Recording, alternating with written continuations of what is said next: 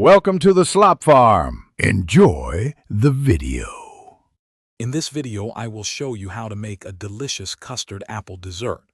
We'll start by selecting the perfect fruit, then move on to gathering all the necessary ingredients. You'll learn how to prepare the custard apple, ensuring it's ready for blending. This simple guide will help you create a refreshing treat that everyone will love, perfect for any occasion.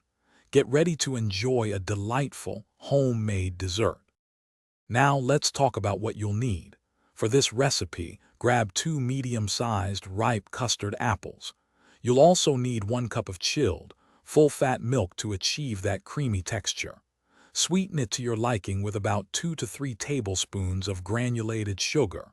For an extra aromatic touch, consider adding a small pinch of cardamom powder. These simple ingredients come together beautifully. Once your ingredients are ready, it's time to blend. Carefully combine the deseeded custard apple pulp with the chilled milk and granulated sugar in a blender. Process until the mixture is perfectly smooth and has a lovely creamy consistency. After blending, pour the mixture into a serving bowl and refrigerate it for a minimum of 2 hours. Chilling is key for the best flavor and texture. Finally, the moment you've been waiting for, serving your homemade custard apple dessert.